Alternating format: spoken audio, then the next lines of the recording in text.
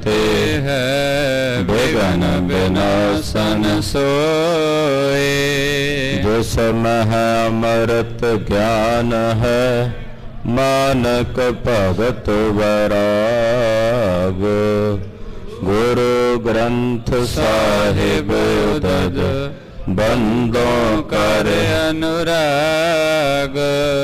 गुरु ग्रंथ साहिब उदद बंदों कर अनुराग। वाहिगुरु साहिब जी चौपाई। श्री मुख ते सुन सब हर खाए। धारन कीने गुण समुदाय। कृष्णा झंझू पम्मो पूरी। श्री हर गोबिंद केर हजूरी।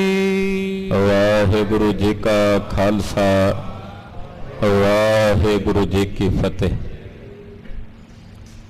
पतित पावन भगत वत्सल कृपा निधान अनाथनाथ जगत गुरु श्री गुरु ग्रंथ साहिब जी महाराज जी की पवित्र पावन हजूरी अंदर जुड़ बैठी गुरु की साजी और नवाजी हुई गुरु का खास रूप गुरु खालसा साध संगत जीओ। श्री गुरु अमरदास तीसरे पातशाह जी महाराज गरीब नवाज साहिब जी का ज्योति जोत दिवस दिहाड़ा है। श्री गोइंदवाल साहिब जी की पावन पवित्र धरती ते अज दे दिन ज्योति जोत रली संपूर्ण थिया राम दा कौतक चोज सतगुरु तीसरे पातशाह ने वरताया। सतगुर भाणा अपना बह परिवार सदाया। मत मैं पिछे कोई रोग सी सो मैं मूल ना पाया। सतगुरु जी के ज्योति जोत समावन का सारा प्रसंग बाबा सुंदर जी ने उचारण किया। सतगुरु गुरु अर्जन देव साहब जी ने गुरु ग्रंथ साहब विच दर्ज किया है। हुक्म करके सारे परिवार नूं गुरसिखां नूं संगत नूं सद लिया।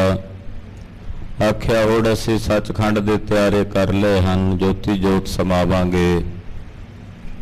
सिख वैराग विच आ गए। बहुतियां दे नेत्र सजल हो गए।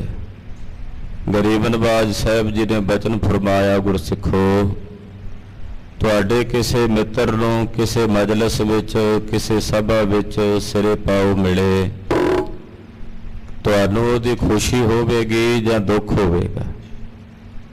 सिख कहण लगे महाराज जे साडे किसी मित्र नूं सिरे पाओ मिलेगा तां सानूं खुशी होवेगी। महाराज जी कहते सानू भी तो फिर परमेश्वर की दरगाह विच सिरे पाओ मिलना है क्योंकि जो कारज असी करन आए सी वो करके जा रहे हाँ। तो तुसी पिछे रोवोगे साडे प्रति। सिखा आख्या महाराज जिवें आप जी कह रहे हो सत है पर आप जी दे विछोड़े का दर्द झलना बहुत औखा होवेगा तां असीं उस वेले की करांगे। महाराज जी ने फिर बचन कहे अंते सतगुरु बोलिया मैं पिछे कीर्तन करहो निर्वाण जियो केसो गोपाल पंडित सद्यो हर हर कथा पढ़े पुराण जियो। साडे पिछों वैरागमई गुरबाणी का कीर्तन करना है और केसा वाले किसी विद्वान नूं सद के उहदे पासों गुरबाणी की कथा सुननी है।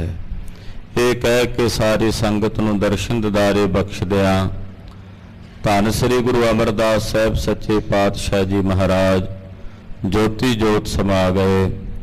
दयानिध स्वामी अकाल पुरख वाहिगुरु दे निराकार स्वरूप विच अपने ही निराकार स्वरूप विच जाके अभेद हो गए। धन गुरु अमरदास साहब सच्चे पातशाह जी महाराज दयानिध स्वामी जिन्हां ने भारी दया करके गोइंदवाल साहब नगर वसाया। बौली साहब की रचना की बेअंत परोपकार अपने सिखां ते अपने सेवकां ते कीते। 22 मंजियां सतगुरु जी ने प्रचारकां दियां थापियां बेअंत सेवकां दा उद्धार कीता। इतने दयालु कृपालु करणालु सतगुरु श्री गुरु अमरदास साहब सच्चे पातशाह जी महाराज जिन्हां दी वडियाई करदिआं उपमा करदिआं भट्ट साहबान लिखदे हन ਗੁਰੂ ਅਮਰਦਾਸ ਪਰਸਿਐ ਪਹੁੰ ਪਾਤਕ ਬਿਨਾਸੈ। ਸ੍ਰੀ ਗੁਰੂ ਅਮਰਦਾਸ ਸਾਹਿਬ ਜੀ ਦੇ ਦਰਸ਼ਨ ਪਰਸੀਏ, ਸਤਿਗੁਰਾਂ ਦੇ ਚਰਨ ਪਰਸੀਏ ਤਾਂ ਜਿਤਨੇ ਸਾਡੇ ਜੀਵਾਂ ਦੇ ਪਾਪ ਨੇ ਧਰਤੀ ਤੇ ਕੀਤੇ ਹੋਏ ਉਹ ਸਾਰੇ ਪਾਪ ਬਿਨਸ ਜਾਂਦੇ ਆ, ਸੜ ਕੇ ਸਵਾਹ ਹੋ ਜਾਂਦੇ ਹਨ। ਐਸੇ ਦੀਨ ਦਿਆਲ ਸਤਿਗੁਰੂ ਗੁਰੂ ਅਮਰਦਾਸ ਸਾਹਿਬ ਜੀ ਦੇ ਜੋਤੀ ਜੋਤ ਦਿਵਸ ਦਿਹਾੜੇ ਤੇ ਪਾਤਸ਼ਾਹ ਦੇ ਪਾਵਨ ਚਰਨਾਂ ਤੇ ਕੋਟि ਕੋਟि ਪ੍ਰਣਾਮ ਨਮਸਕਾਰ ਹੈ। ਲੜੀਵਾਰ ਕਥਾ ਗੁਰ ਇਤਿਹਾਸ ਦੀ ਆਪ ਜੀ ਸਰਵਣ ਕਰ ਰਹੇ ਹੋ। ਧੰਨ ਗੁਰੂ ਹਰਗੋਬਿੰਦ ਸਾਹਿਬ ਮੇਰੀ ਪੀਰੀ ਦੇ ਮਾਲਕ ਛੇਵੇਂ ਪਾਤਸ਼ਾਹ ਜੀ ਨੇ 14 ਗੁਣ ਵਕਤੇ ਦੇ ਔਰ 14 ਹੀ ਸਰੋਤੇ ਦੇ ਉਹ ਵਰਣਨ ਕਰਕੇ ਸੁਣਾਏ ਹਨ, ਜੋ ਆਪਾਂ ਪਿਛਲੇ 2 ਦਿਨਾਂ ਦੀ ਕਥਾ ਵਿੱਚ ਵਿਸਥਾਰ ਸਹਿਤ ਸਰਵਣ ਕੀਤੇ ਹਨ। ਆਓ ਅਗਲੇਰੀ ਕਥਾ ਜੋ ਗੁਰਸਿੱਖ ਮਹਾਰਾਜ ਜੀ ਦੇ ਚਰਨਾਂ 'ਚ ਆ ਕੇ ਉਪਦੇਸ਼ ਮੰਗ ਰਹੇ ਨੇ ਤੇ ਇਹਨਾਂ ਨੂੰ ਸਤਿਗੁਰੂ ਛੇਵੇਂ ਪਾਤਸ਼ਾਹ ਗੁਰੂ ਹਰਗੋਬਿੰਦ ਸਾਹਿਬ ਜੀ ਉਪਦੇਸ਼ ਦੇ ਕੇ ਨਿਵਾਜ ਰਹੇ ਹਨ। ਸਰਵਣ ਕਰੀਏ। ਗੁਰੂ ਚਰਨਾਂ 'ਚ ਆਪਣੀਆਂ ਹਾਜ਼ਰੀਆਂ ਲਵਾਉਂਦਿਆਂ ਰਸਨਾ ਨੂੰ ਪਵਿੱਤਰ ਕਰਦਿਆਂ ਆਖੀਏ ਜੀ ਸਤਨਾਮ ਸ੍ਰੀ ਵਾਹਿਗੁਰੂ ਸਾਹਿਬ ਜੀ। ਸਤਨਾਮ ਸ੍ਰੀ ਵਾਹਿਗੁਰੂ ਸਾਹਿਬ ਜੀ। ਚੌਪਈ ਸ੍ਰੀ ਮੁਖ ਤੇ ਸੁਨ ਸਭ ਹਰਿ ਖਾਏ। ਸਤਿਗੁਰੂ ਜੀ ਦੇ ਮੁਖੋਂ ਜਦੋਂ ਵਕਤੇ ਤੇ ਸਰੋਤੇ ਦੇ 14 ਗੁਣ ਗੁਰਸਿੱਖਾਂ ਨੇ ਸੁਣੇ, ਸੁਣ ਕੇ ਸਭ ਬਹੁਤ ਪ੍ਰਸੰਨ ਹੋਏ, ਖੁਸ਼ ਹੋਏ। ਧਾਰਨ ਕੀਨੇ ਗੁਣ ਸਮੁਦਾਏ। ਜਿਤਨੇ ਸ਼ੁਭ ਗੁਣ ਸਨ ਉਹ ਸ਼ੁਭ ਗੁਣਾਂ ਨੂੰ ਗੁਰਸਿੱਖਾਂ ਨੇ ਆਪਣੇ ਅੰਦਰ ਧਾਰਨ ਕੀਤਾ, ਸੁਣਿਆ ਤੇ ਸੁਣ ਕੇ ਉਹਨਾਂ ਗੁਣਾਂ ਨੂੰ ਆਪਣੇ ਹਿਰਦੇ 'ਚ ਵਸਾਇਆ ਹੈ। ਕ੍ਰਿਸ਼ਨਾ ਚੰਜੂ ਪੰਮੋ ਪੁਰੀ। ਭਾਈ ਕ੍ਰਿਸ਼ਨਾ ਝੰਜੂ ਜੀ, ਇਸੇ ਤਰ੍ਹਾਂ ਭਾਈ ਪ੍ਰੇਮਾਪੁਰੀ ਜੀ। ਸ਼੍ਰੀ ਹਰਗੋਬਿੰਦ ਕੀਰ ਹਜੂਰੀ। ਧੰਨ ਗੁਰੂ ਹਰਗੋਬਿੰਦ ਸਾਹਿਬ ਛੇਵੇਂ ਪਾਤਸ਼ਾਹ ਮੇਰੀ ਪੀਰੀ ਦੇ ਮਾਲਕ ਸਤਿਗੁਰਾਂ ਦੀ ਸ਼ਰਨ 'ਚ ਭਾਈ ਕ੍ਰਿਸ਼ਨਾ ਜੀ, ਭਾਈ ਪ੍ਰੇਮਾਪੁਰੀ ਜੀ ਹਾਜ਼ਰ ਹੋਏ ਹਨ। ਕਰ ਬੰਧਨ ਕੋ ਬਾਕ ਉਚਾਰਾ। ਗੁਰੂ ਚਰਨਾਂ ਤੇ ਬੰਦਨਾ ਕਰਕੇ ਮੱਥਾ ਟੇਕ ਕੇ ਮਹਾਰਾਜ ਜੀ ਦੇ ਚਰਨਾਂ 'ਚ ਬੇਨਤੀ ਕਰਕੇ ਕਹਿਣ ਲੱਗੇ, ਕਰੋ ਗਰੀਬ ਨਿਵਾਜ ਉਧਾਰਾ। ਇਹ ਗਰੀਬਾਂ ਨੂੰ ਨਿਵਾਜਣ ਵਾਲੇ ਦਇਆਨਿਧ ਸੁਆਮੀ ਸਤਿਗੁਰੂ ਜੀ, ਕਿਰਪਾ ਕਰਕੇ ਸਾਡਾ ਉਧਾਰ ਕਰੋ ਮਹਾਰਾਜ, ਸਾਡੀ ਕਲਿਆਣ ਕਰੋ, ਸਾਡਾ ਵੀ ਭਲਾ ਹੋਵੇ। ਐਸਾ ਪਾਵਨ ਪਵਿੱਤਰ ਉਪਦੇਸ਼ ਦੇ ਕੇ ਸਾਨੂੰ ਨਿਵਾਜੋ। ਸ਼੍ਰੀ ਮੁਖ ਤੇ ਉਪਦੇਸ਼ ਬਖਾਨਾ। ਸਤਿਗੁਰੂ ਸੱਚੇ ਪਾਤਸ਼ਾਹ ਜੀ ਮਹਾਰਾਜ ਜੀ ਨੇ ਫਿਰ ਉਸ ਵਕਤ ਪਵਿੱਤਰ ਪਾਵਨ ਉਪਦੇਸ਼ ਉਹ ਬਖਸ਼ਿਸ਼ ਕੀਤਾ ਇਹਨਾਂ ਸਿੱਖਾਂ ਨੂੰ। ਭਾਵੇਂ ਇਹਨਾਂ ਸਿੱਖਾਂ ਦੇ ਪਰਥਾਏ ਕਿਹਾ ਪਰ ਹੈ ਸਾਡੇ ਸਾਰਿਆਂ ਵਾਸਤੇ। ਕਲ ਮਹਿ ਨਾਮ ਜਹਾਜ ਮਹਾਨਾ। ਪਾਤਸ਼ਾਹ ਨੇ ਬਚਨ ਕੀਤਾ ਕਿ ਕਲੀ ਕਾਲ ਦਾ ਭਿਆਨਕ ਸਮਾਂ ਹੈ।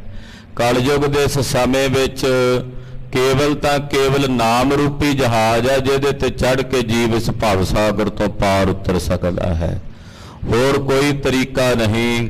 ਅਬ ਕੱਲੂ ਆਇਓ ਰੇ ਇੱਕ ਨਾਮ ਬੋਵੋ ਬੋਵੋ।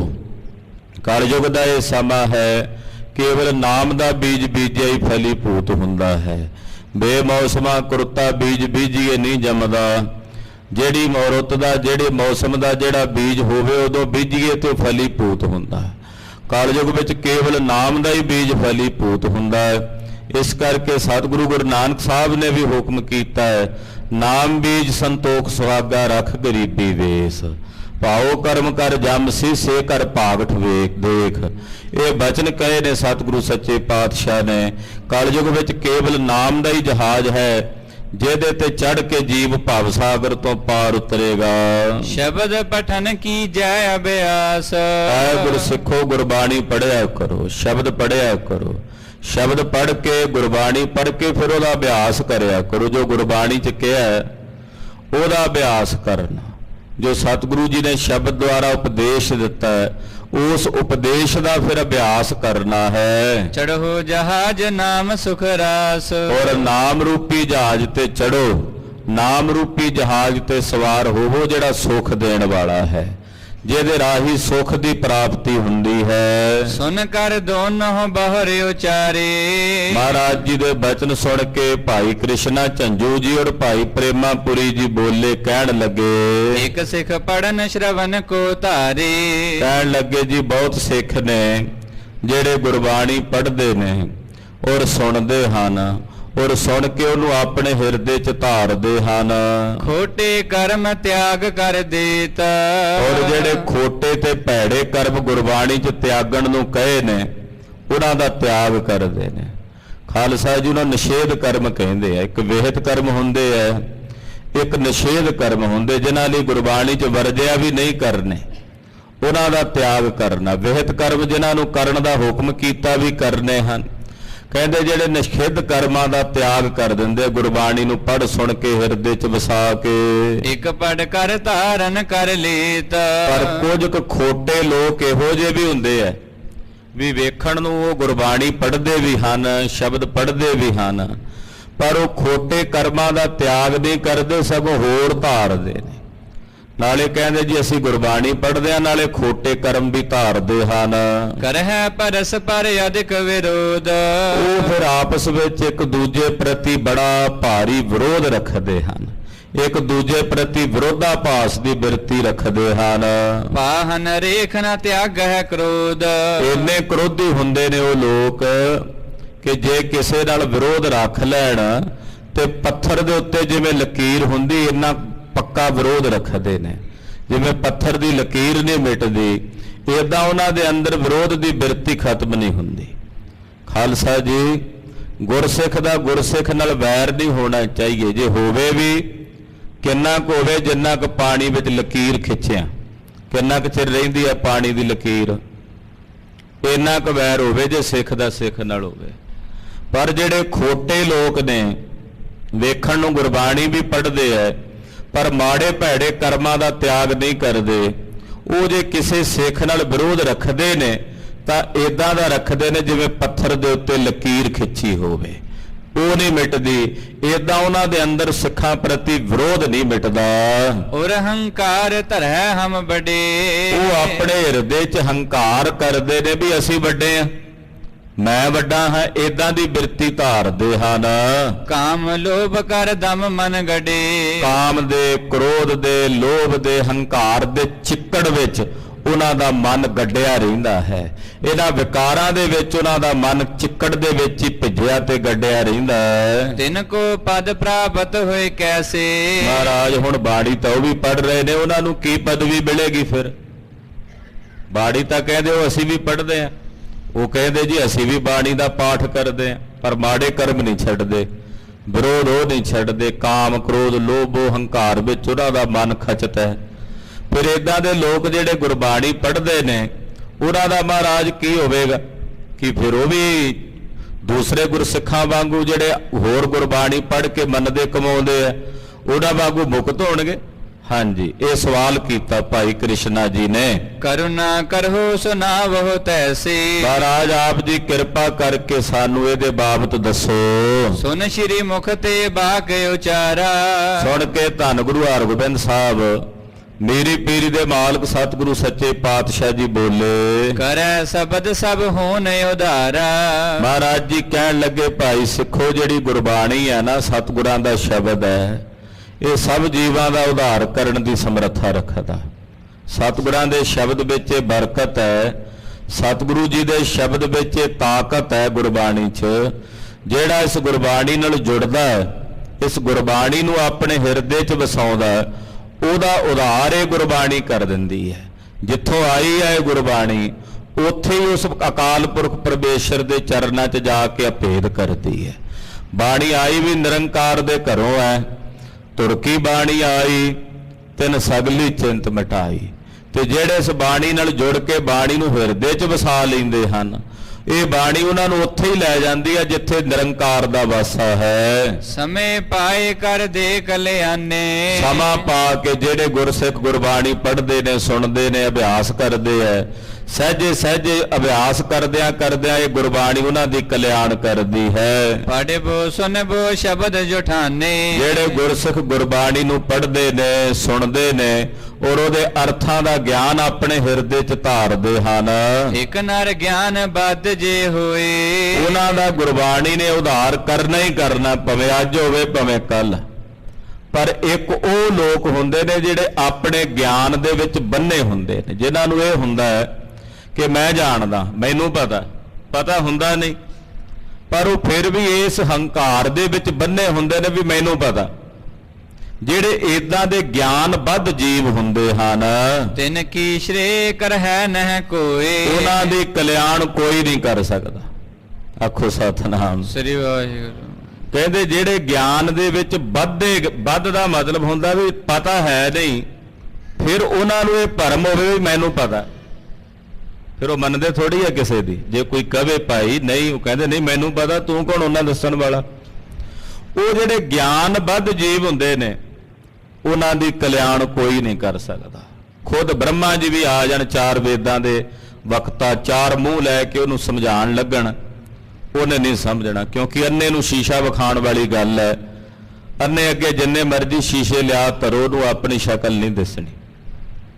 ਜਿਹੜੇ ਗਿਆਨਬੱਧ ਜੀਵ ਨੇ, ਜਿਹੜੇ ਆਪਣੇ ਅਗਿਆਨ ਨੂੰ ਹੀ ਗਿਆਨ ਸਮਝ ਕੇ ਉਹਦੇ 'ਚ ਬੰਨੇ ਗਏ, ਉਹਨਾਂ ਦੀ ਸ਼੍ਰੇ, ਉਹਨਾਂ ਦੀ ਕਲਿਆਣ ਕੋਈ ਨਹੀਂ ਕਰ ਸਕਦਾ। ਹਾਂਜੀ, ਸੁਨ ਹੈ ਸ਼ਬਦ ਜੇ ਨਰ ਅਗਿਆਨੀ। ਪਾਤਸ਼ਾਹ ਕਹਿੰਦੇ ਜਿਹੜੇ ਅਗਿਆਨੀ ਨੇ, ਜਿਨ੍ਹਾਂ ਨੂੰ ਗਿਆਨ ਨਹੀਂ, ਜਿਹੜੇ ਕਹਿੰਦੇ ਜੀ ਮਹਾਰਾਜ ਅਸੀਂ ਕੁਝ ਨਹੀਂ ਜਾਣਦੇ, ਉਹ ਜਦੋਂ ਗੁਰਬਾਣੀ ਸੁਣਦੇ ਨੇ, ਗੁਰ ਸ਼ਬਦ ਨੂੰ ਸੁਣਦੇ ਨੇ, ਤਿਨ ਕੇ ਕਲ ਮਲ ਹੋਵਹਿ ਹਾਨੀ। ਉਹਨਾਂ ਦੇ ਹਿਰਦੇ ਦੇ ਪਾਪ ਨਸ਼ਟ ਭ੍ਰਸ਼ਟ ਹੋ ਜਾਂਦੇ, ਉਹਨਾਂ ਨੂੰ ਗਿਆਨ ਦੀ ਪ੍ਰਾਪਤੀ ਹੁੰਦੀ।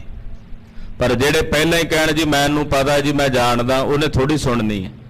ਉਹ ਪੜ੍ਹੇਗਾ ਜ਼ਰੂਰ ਗੁਰਬਾਣੀ, ਸੁਣੇਗਾ ਵੀ, ਪਰ ਉਹਨੂੰ ਇਹ ਹੋਏਗਾ ਵੀ ਮੈਂ ਵੱਧ ਜਾਣਦਾ, ਮੈਨੂੰ ਪਤਾ। ਉਹਦੇ ਤੇ ਉਹਨਾਂ ਲੋਕਾਂ ਦੀ ਦਸ਼ਾ ਜਿਹੜੀ ਸਿੱਖਾਂ ਨੇ ਕਹੀ ਹੈ ਨਾ ਜੀ, ਉਹ ਵਿਕਾਰਾਂ ਨੂੰ ਧਾਰਦੇ ਆ, ਉਹ ਲੋਕਾਂ ਦਾ ਉਧਾਰ ਨਹੀਂ ਹੋਣਾ। ਮਹਾਰਾਜ ਕਹਿੰਦੇ ਕੋਈ ਵੀ ਨਹੀਂ ਕਰ ਸਕਦਾ ਉਧਾਰ। ਹਾਂ, ਜਿਹੜਾ ਅਗਿਆਨੀ ਹੈ ਉਹ ਜੇ ਗੁਰ ਸ਼ਬਦ ਨੂੰ ਸੁਣੇ, ਮੰਨੇ, ਉਹਦੀ ਵਿਚਾਰ ਨੂੰ ਹਿਰਦੇ 'ਚ ਵਸਾਵੇ, ਉਹਦਾ ਉਧਾਰ ਹੋਵੇਗਾ, ਉਹਨੂੰ ਗਿਆਨ ਦੀ ਪ੍ਰਾਪਤੀ ਹੋਵੇਗੀ। ਜਗਿਆਸਾ ਕੋ ਪਾਏ ਅਗਾਰੇ। ਜੇ ਕੋਈ ਜਗਿਆਸੂ ਹੋਵੇ, ਉਹਦੇ ਅੰਦਰ ਫਿਰ ਜਗਿਆਸਾ ਪੈਦਾ ਹੋਵੇਗੀ। ਜਿਹੜਾ ਅਗਿਆਨੀ ਜੀਵ ਮਹਾਰਾਜ ਜੀ ਦੀ ਸ਼ਰਨ ਆਵੇਗਾ, ਮਹਾਰਾਜ ਅਸੀਂ ਨਹੀਂ ਕੁਝ ਜਾਣਦੇ, ਅਸੀਂ ਤੁਹਾਡੀ ਸ਼ਰਨ 'ਚ ਹਾਂ, ਸਤਿਗੁਰੂ ਜੀ ਦਾ ਸ਼ਬਦ ਸੁਣੇਗਾ ਇਹ ਮਨ 'ਚ ਬਿਰਤੀ ਧਾਰ ਕੇ, ਉਹਦੇ ਅੰਦਰ ਫਿਰ ਜਗਿਆਸਾ ਪੈਦਾ ਹੋਵੇਗੀ ਜਾਣਨ ਦੀ। ਜਿਹਦੇ ਅੰਦਰ ਜਾਣਨ ਦੀ ਜਗਿਆਸਾ ਪੈਦਾ ਹੋਵੇਗੀ ਉਹਨੂੰ ਜਣਾਇਆ ਜਾਏਗਾ ਨਾ। ਜਿਹੜਾ ਕਿ ਜੀ ਮੈਨੂੰ ਪਤਾ ਸਭ ਕੁਝ, ਜਗਿਆਸਾ ਹੈ ਹੀ ਨਹੀਂ, ਉਹਨੂੰ ਕੀ ਜਣਾਓਗੇ? ਉਹਨੂੰ ਫਿਰ ਕੌਣ ਜਣਾਏਗਾ? ਉਹ ਤਾਂ ਆਪਣੇ ਗਿਆਨ ਦੇ ਉਸ ਅਗਿਆਨ ਦੇ ਚੱਕਰ ਦੇ ਵਿੱਚ ਬੰਨਿਆ ਹੋਇਆ।